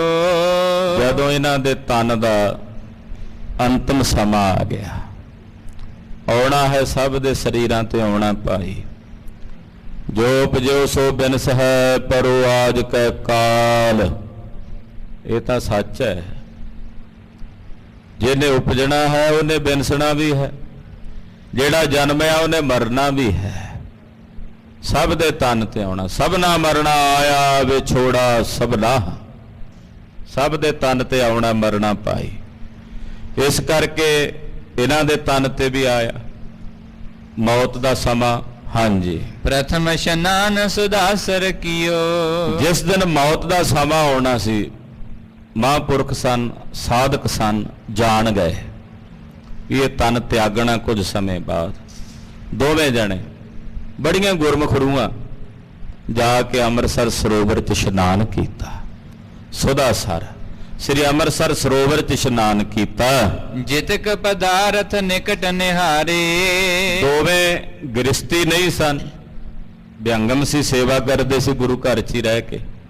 ਜੋ ਕੋਲ ਸੀ ਪਦਾਰਥ, ਜੋ ਵੀ ਸੀ ਕੋਲ, ਜੋ ਰਾਜ ਸਾਜ ਸੀ, ਜੋ ਕੋਈ ਮਾਇਆ ਮੰਗਦੇ ਨਹੀਂ, ਕੋਈ ਦੇ ਦਿੰਦਾ ਤਾਂ ਲੈ ਲੈਂਦੇ, ਉਹ ਜੋ ਕੁਝ ਵੀ ਸੀ ਕੋਲ ਇਹਨਾਂ ਦੋਨਾਂ ਦੇ, ਨਿਜ ਕਰਤੇ ਰੰਕਨ ਦੇ ਸਾਰੇ। ਉਹ ਆਪਣੇ ਹੱਥੀਂ ਸਾਰਾ ਦਾਨ ਕੀਤਾ। ਜਿੰਨਾ ਕੋਈ ਗਰੀਬੜਾ ਸੀ, ਜਿਹੜੇ ਕੋਈ ਕੱਪੜੇ ਸੀ ਉਹ ਵੀ ਦੇ ਦਿੱਤੇ, ਜਿਹੜਾ ਕੋਈ ਆਪਣਾ ਮੰਜਾ ਬਿਸਤਰਾ ਸੀ ਉਹ ਵੀ ਦਾਨ ਕਰ ਦਿੱਤਾ, ਜੇ ਕੋਈ ਮਾਇਆ ਸੀ ਉਹ ਵੀ, ਜੇ ਕੋਈ ਥੋੜਾ ਬਹੁਤਾ ਘਰ ਚੰਨ ਪਿਆ ਸੀ, ਰਾਸ਼ਨ ਪਿਆ ਸੀ, ਸਭ ਕੁਝ ਦਾਨ ਕਰ ਦਿੱਤਾ, ਆਪਣੇ ਹੱਥੀਂ ਦਾਨ ਕਰ ਦਿੱਤਾ। ਵਾਹਿਗੁਰੂ ਸਿਮਰਤ ਤਨ ਛੋਰਾ। ਸਭ ਕੁਝ ਦਾਨ ਕਰਕੇ ਵੀ ਜਦੋਂ ਕੁਝ ਨਹੀਂ ਰਹਿ ਗਿਆ, ਕਿਤੇ ਮਨ ਦੇ ਵਿੱਚ ਖਿਆਲ ਨਾ ਆ ਜਾਏ ਕਿਸੇ ਪਦਾਰਥ ਦਾ ਵੀ ਘਰ 'ਚ ਪਿਆ, ਸਭ ਪਾਸਿਓਂ ਸੁਰਤ ਉਪਰਾਮ ਕਰ ਲਈ।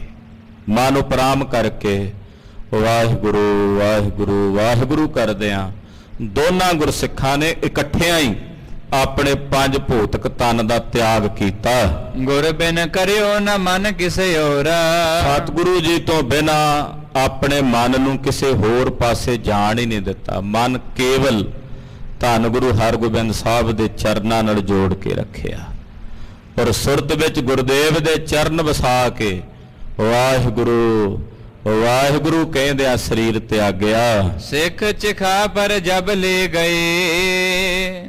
ਮਹਾਰਾਜ ਜੀ ਕੋਲ ਖਬਰ ਪਹੁੰਚੀ, 6ਵੇਂ ਪਾਤਸ਼ਾਹ ਨੇ ਹੁਕਮ ਕੀਤਾ ਵਿਵਾਨ ਤਿਆਰ ਕਰੋ। ਆਤਮ ਗਿਆਨੀ ਗੁਰਸਿੱਖ ਸੀ, ਇਹਨਾਂ ਦੇ ਸਰੀਰ ਦਾ ਅੰਤਮ ਸੰਸਕਾਰ ਅਸੀਂ ਆਪ ਚੱਲ ਕੇ ਨਾਲ ਕਰਾਂਗੇ। ਔਰ ਕਹਿੰਦੇ ਜਦੋਂ ਗੁਰਸਿੱਖ ਇਹਨਾਂ ਦੇ ਸਰੀਰਾਂ ਦਾ ਸੰਸਕਾਰ ਕਰਨ ਲਈ ਲੈ ਕੇ ਗਏ, ਸ਼੍ਰੀ ਹਰਗੋਬਿੰਦ ਪਹੁੰਚਤ ਭਈ। 6ਵੇਂ ਪਾਤਸ਼ਾਹ ਆਪ ਉੱਥੇ ਆਏ, ਪਹੁੰਚੇ ਹਨ। ਦੋਨੋਂ ਕੋ ਕਰਤੇ ਸੰਸਕਾਰਾ। ਗੁਰਦੇਵ ਨੇ ਖੁਦ ਆਪ ਆਪਣੇ ਹੱਥੀਂ ਦੋਨਾਂ ਦਾ ਸੰਸਕਾਰ ਕੀਤਾ। ਆਪਣੇ ਹੱਥੀਂ ਇਹਨਾਂ ਦੋਨਾਂ ਗੁਰਸਿੱਖਾਂ ਦੇ ਸਰੀਰ ਦਾ ਸੰਸਕਾਰ ਕੀਤਾ। ਪੀਛੇ ਗੁਰੂ ਪ੍ਰਸੰਗ ਉਚਾਰਾ। ਪਿੱਛੋਂ ਮਹਾਰਾਜ ਗੁਰੂ ਹਰਗੋਬਿੰਦ ਸਾਹਿਬ ਜੀ ਨੇ ਦੱਸਿਆ ਇਹਨਾਂ ਸਿੱਖਾਂ ਬਾਰੇ ਵੀ ਇਹ ਕਿਹੜੀ ਖੇਡ ਦੇ ਮਾਲਕ ਸੀ। ਇੱਥੇ ਬਹੁਤ ਗੁਪਤ ਖੇਡਾਂ ਵਰਤਦੀਆਂ ਸਤਿਗੁਰਾਂ ਦੇ ਘਰ ਵਿੱਚ, ਖਬਰੇ ਕਿਹੜਾ ਕਿੱਥੇ ਤੱਕ ਪਹੁੰਚਿਆ ਹੋਵੇ ਨਹੀਂ ਜਾਣਦੇ। ਤੋ ਬੜੇ ਬੜੇ ਆਤਮ ਗਿਆਨੀ ਗੁਰਸਿੱਖ ਗੁਪਤ ਆਉਂਦੇ ਗੁਪਤ ਹੀ ਚਲੇ ਜਾਂਦੇ, ਪਤਾ ਹੀ ਨਹੀਂ ਲੱਗਣ ਦਿੰਦੇ, ਭੇਦ ਹੀ ਨਹੀਂ ਦਿੰਦੇ। ਜਿਹੜੇ ਪਰਮੇਸ਼ਰ ਚ ਇੱਕ ਹੋ ਜਾਂਦੇ ਉਹ ਆਪਣਾ ਭੇਦ ਦੇ ਕੇ ਰਾਜੀ ਵੀ ਨਹੀਂ ਹੁੰਦੇ ਕਿਸੇ ਨੂੰ। ਕਿਉਂ ਦਈਏ ਕਿਸੇ ਨੂੰ ਭੇਦ? ਜੇ ਦੇ ਦਿੱਤਾ ਸਭ ਆ ਜਾਣਗੇ, ਸਾਡੇ ਆਤਮ ਆਨੰਦ ਦੇ ਵਿੱਚ ਖੱਲ ਪਾਉਣਗੇ। ਇਸ ਕਰਕੇ ਆਨੰਦ 'ਚ ਹੀ ਚਲੇ ਜਾਈਏ। ਛੁਪੇ ਰਹਿਣ ਦੀ ਚਾਹ ਤੇ ਛੁਪ ਟੁਰ ਜਾਣ ਦੀ ਪੂਰੀ ਹੁੰਦੀ ਨਾ ਮੈਂ ਤਰਲੇ ਲੈ ਰਿਹਾ। ਛੁਪੇ ਰਹਿਣ ਦੀ ਇੱਛਾ ਸੀ ਔਰ ਇੱਛਾ ਸੀ ਛੁਪਿਆ ਛੁਪਿਆ ਹੀ ਟੁਰ ਜਾ, ਪਰ ਮੇਰੀ ਇੱਛਾ ਪੂਰੀ ਨਹੀਂ ਪਈ ਹੁੰਦੀ। ਭਾਈ ਵੀਰ ਸਿੰਘ ਸਾਹਿਬ ਜੀ ਲਿਖਦੇ ਹੈ, ਬੜੇ ਤਰਲੇ ਲੈਣਾ ਛੁਪਿਆ ਰਵਾ, ਪਰ ਜਿੰਨਾ ਛੁਪਣਾ ਚਾਹੁੰਦਾ ਓਨਾ ਹੀ ਪ੍ਰਗਟ ਹੋ ਜਾਣਾ। ਤੋ ਇੱਥੇ ਕਹਿੰਦੇ ਇਹਨਾਂ ਦੇ ਬਾਬਤ ਫਿਰ 6ਵੇਂ ਪਾਤਸ਼ਾਹ ਨੇ ਦੱਸਿਆ, ਇਹ ਨਲ ਨੀਲ ਹੁਤੇ ਅਵਤਾਰ।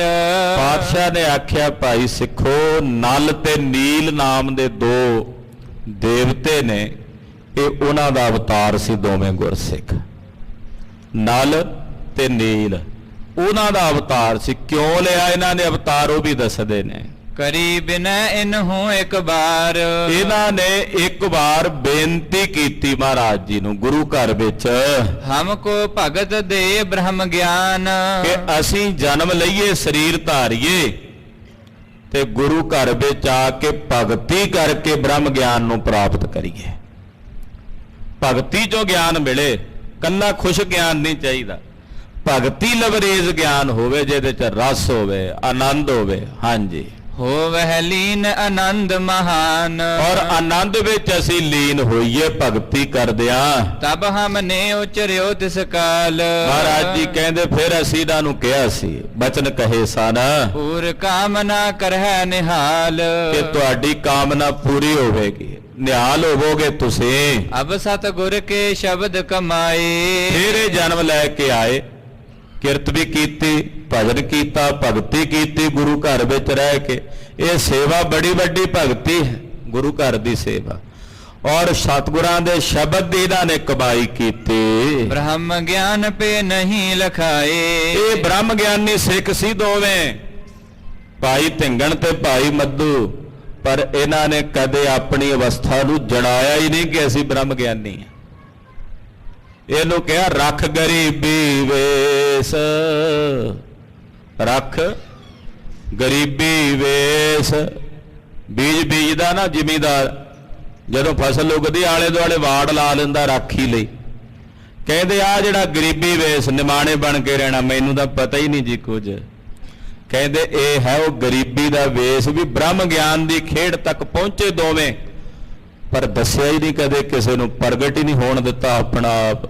ਆਮ ਜਿਹਾ ਹੀ ਸਮਝਦੇ ਸਿੱਖ ਕੋਈ, ਉਹ ਆਈ ਭਾਈ ਮੱਧੂ ਇੱਧਰ ਆ ਸਾਡਾ ਮੰਜਾ ਠੀਕ ਕਰ ਜਾ, ਉਹ ਆਈ ਭਾਈ ਧਿੰਗਣ ਆ ਸਾਡਾ ਕੰਮ ਕਰ ਜਾ। ਭੱਜੇ ਹੀ ਫਿਰਦਾ ਹੁਣ, ਹਾਂ ਮਹਾਰਾਜ ਸਤ ਵਚਨ। ਪਰ ਉਹ ਕਿੱਥੇ ਤੱਕ ਪਹੁੰਚੇ ਹੋਏ? ਵੇਖਣ ਵਾਲਿਆਂ ਨੇ ਕਹਿਣਾ ਮਸਤਾਨੇ ਦੀਵਾਨੇ ਐ, ਪਰ ਉਹ ਮਸਤਾਨੇ ਦੀਵਾਨੇ ਕਿੱਥੇ ਤੱਕ ਸੀ? 6ਵੇਂ ਪਾਤਸ਼ਾਹ ਕਹਿੰਦੇ ਬ੍ਰਹਮ ਗਿਆਨੀ ਸੀ ਦੋਵੇਂ, ਐਸੀ ਅਵਸਥਾ ਦੇ ਮਾਲਕ ਸਨ। ਹਾਂਜੀ, ਅਬ ਚਲ ਪਦ ਪ੍ਰਾਪਤ ਅਬ ਹੋਵਾ। ਇਹਨਾਂ ਨੂੰ ਹੁਣ ਅਬ ਚਲ ਪਦਵੀ ਪ੍ਰਾਪਤ ਹੋ ਗਈ। ਅਬ ਚਲ, ਜਿਸ ਪਦਵੀ ਤੇ ਪਹੁੰਚੇ ਨੇ ਉੱਥੋਂ ਇਹਨਾਂ ਨੂੰ ਕਦੇ ਚਲਾਏਮਾਨ ਨਹੀਂ ਹੋਣਾ ਪਵੇਗਾ। ਆਖੋ ਸਤਨਾਮ ਸ੍ਰੀ ਵਾਹਿਗੁਰੂ। ਹੋਰ ਪਦਵੀਆਂ ਤੋਂ ਚਲਾਏਮਾਨ ਹੋਣਾ ਪੈਂਦਾ, ਛੱਡਣੀਆਂ ਪੈਂਦੀਆਂ, ਪਰ ਜਿਸ ਪਦਵੀ ਤੇ ਦੋਵੇਂ ਪਹੁੰਚੇ ਨੇ ਇਹ ਅਬਚਲ ਪਦਵੀ ਹੈ, ਜਿੱਥੇ ਜਾ ਕੇ ਹੁਣ ਇਹਨਾਂ ਨੂੰ ਚਲਾਏਮਾਨ ਨਹੀਂ ਹੋਣਾ ਪਵੇਗਾ। ਐਸੇ ਪਰਮ ਆਨੰਦ ਦੀ ਅਵਸਥਾ ਵਿੱਚ ਨਿਰਾਕਾਰ ਬ੍ਰਹਮ ਦੇ ਸਰੂਪ ਵਿੱਚ ਜਾ ਕੇ ਦੋਵੇਂ ਹੀ ਸਿੱਖ ਭਾਈ ਧਿੰਗਣ ਤੇ ਭਾਈ ਮੱਧੂ ਜੀ ਅਪੇਦ ਹੋ ਗਏ ਨੇ। ਭੋਗ ਕਰਮ ਫਲ ਸਭ ਕੋ ਖੋਵਾ। ਜਿੰਨੇ ਭੋਗ ਕਰਮ ਸੀ ਇਸ ਜਨਮ ਦੇ ਵੀ, ਉਹ ਸਾਰੇ ਨਸ਼ਟ ਭ੍ਰਸ਼ਟ ਹੋ ਗਏ। ਹੁਣ ਇਹਨਾਂ ਦਾ ਕੋਈ ਲੇਖਾ ਜੋਖਾ ਨਹੀਂ ਰਹਿ ਗਿਆ, ਸਭ ਕੁਝ ਨਿਬੇੜ ਗਏ ਨੇ ਆਪਣਾ। ਹਾਂਜੀ। ਸੁਨ ਕਰ ਸਗਰੇ ਸਿੱਖ ਬਿਸਮਾਏ। ਸੁਣ ਕੇ ਸਾਰੇ ਸਿੱਖ ਬੜੇ ਹੈਰਾਨ ਹੋਏ। ਓਹੋ, ਅਸੀਂ ਜਾਣ ਹੀ ਨਹੀਂ ਸਕੇ ਇਹੋ ਜਿਹੇ ਮਹਾਂਪੁਰਖਾਂ ਕੋਲੋਂ ਅਸੀਂ ਆਪਣੀਆਂ ਸੇਵਾਵਾਂ ਕਰਾਉਂਦੇ ਰਹੇ। ਏਡੀ ਵੱਡੀ ਉੱਚੀ ਅਵਸਥਾ ਦੇ ਮਾਲਕ ਕੋਲੋਂ ਅਸੀਂ ਕਦੇ ਉਹਨਾਂ ਦਾ ਲਾਭ ਹੀ ਨਹੀਂ ਲੈ ਸਕੇ। ਬੜੇ ਹੈਰਾਨ ਹੋਏ ਕਿ ਸਤਿਗੁਰਾਂ ਦੇ ਘਰ ਵਿੱਚ ਏਡੀ ਏਡੀ ਉੱਚੀ ਅਵਸਥਾ ਵਾਲੇ ਗੁਰਸਿੱਖ ਉਹ ਆਪਣਾ ਆਪਾ ਵੀ ਨਹੀਂ ਜੜਾਉਂਦੇ ਤੇ ਵਰਤਦੇ ਨੇ। ਕਹਿੰਦੇ ਸੁਣ ਕੇ ਬੜੇ ਹੈਰਾਨ ਹੋਏ, ਸਭ ਵਿਸਮਾਦ ਹੋਏ। ਗਤ ਮਿਤ ਤੁਮਰੀ ਲਖੀ ਨ ਜਾਏ। ਕਹਿਣ ਲੱਗੇ ਮਹਾਰਾਜ, ਤੁਹਾਡੀ ਤੇ ਤੁਹਾਡੇ ਆਤਮ ਗਿਆਨੀ ਗੁਰਸਿੱਖਾਂ ਦੀ ਗਤ ਮਿਤ ਲਖੀ ਨਹੀਂ ਜਾਂਦੀ, ਜਾਣੀ ਨਹੀਂ ਜਾਂਦੀ। ਕੋਈ ਨ ਜਾਣੈ ਮਹਿਮਾ ਸਗਰੀ। ਮਹਾਰਾਜ ਕੋਈ ਨਹੀਂ ਜਾਣ ਸਕਦਾ ਤੁਹਾਡੀ ਮਹਿਮਾ ਨੂੰ। ਮਹਿਮਾ ਨਾ ਜਾਣੈ ਬੇਦ। ਮਹਾਰਾਜ ਤੁਹਾਡੀ ਮਹਿਮਾ ਨਹੀਂ ਜਾਣੀ ਜਾ ਸਕਦੀ। ਤੀਨ ਲੋਕ ਮਹਿਮਾ ਉਜਗਰੀ। ਤਿੰਨਾਂ ਲੋਕਾਂ ਵਿੱਚ ਤੁਹਾਡੀ ਮਹਿਮਾ ਉਜਗਰੀ ਕਹੀਏ, ਉਜਾਗਰ ਹੈ। ਤਿੰਨਾਂ ਲੋਕਾਂ ਵਿੱਚ ਤੁਹਾਡੀ ਵਡਿਆਈ ਪ੍ਰਗਟ ਹੈ। ਮਹਾਰਾਜ ਆਪ ਜੀ ਦੀ ਵਡਿਆਈ ਕਥੀ ਨਹੀਂ ਜਾਂਦੀ, ਕਹੀ ਨਹੀਂ ਜਾਂਦੀ। ਦੋਹਰਾ ਹੋਤੇ ਬੈਦ ਦੋਨੋਂ ਬੜੇ ਬਨਵਾਲੀ ਪ੍ਰਸਰਾਮ। ਮਹਾਰਾਜ ਜੀ ਦੀ ਸ਼ਰਨ ਵਿੱਚ ਹੁਣ ਦੋ ਵੈਦ ਆਏ। ਵੈਦ ਬੜੇ ਸਿਆਣੇ ਵੈਦ, ਸਿੱਖ ਸੀ ਗੁਰੂ ਪਾਤਸ਼ਾਹ ਦੇ, ਵੈਦਗੀ ਦਾ ਕੰਮ ਕਰਦੇ ਸੀ। ਇੱਕ ਦਾ ਨਾਮ ਸੀ ਭਾਈ ਬਨਵਾਲੀ ਤੇ ਦੂਜੇ ਵੈਦ ਜੀ ਦਾ ਨਾਮ ਸੀ ਭਾਈ ਪਰਸਰਾਮ। ਸਿੱਖ ਸਾਧਕ ਰੁਜ ਹਰੈ ਉਰ ਨਿਸ਼ਕਾਮ ਨਾਮ। ਇਹ ਦੋਵੇਂ ਵੈਦ ਇੰਨੀ ਸੇਵਾ ਭਾਵਨਾ ਵਾਲੇ ਕਿ ਜੇ ਕੋਈ ਸਿੱਖ ਆ ਜਾਣਾ ਇਹਨਾਂ ਕੋਲ, ਕੋਈ ਮਹਾਂਪੁਰਖ ਸਾਧੂ ਆ ਜਾਣਾ, ਉਹਦਾ ਇਲਾਜ ਬਿਨਾਂ ਮਾਇਆ ਲਿਆ ਸੇਵਾ ਭਾਵਨਾ ਨਾਲ ਕਰਨਾ ਵੀ ਗੁਰੂ ਕੇ ਸਿੱਖ ਨੇ, ਨਿਸ਼ਕਾਮ ਭਾਵਨਾ ਦੇ ਨਾਲ। ਤੇ ਸਤਿਗੁਰਾਂ ਦੀ ਸ਼ਰਨ ਚ ਆ ਕੇ ਬੇਨਤੀ ਕਰ ਰਹੇ ਨੇ, ਮਹਾਰਾਜ ਜੀ ਕੋਲ ਉਪਦੇਸ਼ ਮੰਗਦੇ ਐ। ਉਹ ਕਥਾ ਆਪ ਜੀ ਅਗਲਿਆਂ ਪ੍ਰਸੰਗਾਂ ਵਿੱਚ ਸਰਵਣ ਕਰੋਗੇ। ਸਤਿਗੁਰੂ ਜੀ ਕਿਰਪਾ ਕਰਨ। ਭਾਈ ਧਿੰਗਣ ਜੀ ਜੈਸੇ, ਭਾਈ ਮੱਧੂ ਜੀ ਜੈਸੇ ਮਹਾਂਪੁਰਖ ਗੁਰਸਿੱਖਾਂ ਦਾ ਮੇਲਾ ਸਾਨੂੰ ਸਤਿਗੁਰੂ ਜੀ ਕਿਰਪਾ ਕਰਕੇ ਬਖਸ਼ਣ, ਤਾਂ ਜੋ ਸਾਡਾ ਜੀਵਨ ਸਫਲ ਹੋ ਜਾਏ। ਹੋਈਆਂ ਭੁੱਲਾਂ ਚੁੱਕਾਂ ਦੀ ਖਿਮਾ। ਭਲੇ ਅਮਰਦਾਸ ਗੁਣ ਤੇਰੇ, ਭਲੇ ਅਮਰਦਾਸ ਗੁਣ ਤੇਰੇ, ਭਲੇ ਅਮਰਦਾਸ ਗੁਣ ਤੇਰੇ, ਭਲੇ ਅਮਰਦਾਸ ਗੁਣ ਤੇਰੇ। ਭਲੇ ਅਮਰਦਾਸ ਗੁਣ ਤੇਰੇ, ਭਲੇ ਅਮਰਦਾਸ ਗੁਣ ਤੇਰੇ। ਭਲੇ ਅਮਰਦਾਸ ਗੁਣ ਤੇਰੇ, ਭਲੇ ਅਮਰਦਾਸ ਗੁਣ ਤੇਰੇ।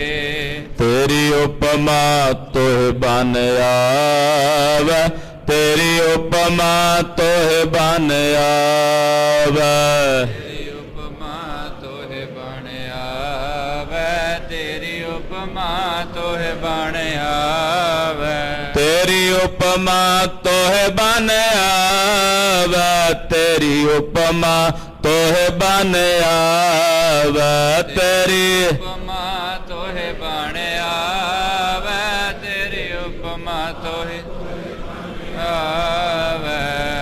ਵਾਹਿਗੁਰੂ ਵਾਹਿਗੁਰੂ,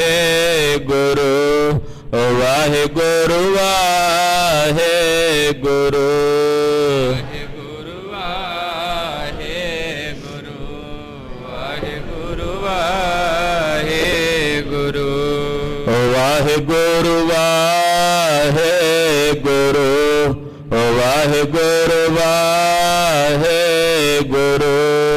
ਵਾਹਿਗੁਰੂ ਵਾਹਿਗੁਰੂ, ਵਾਹਿਗੁਰੂ ਵਾਹਿਗੁਰੂ।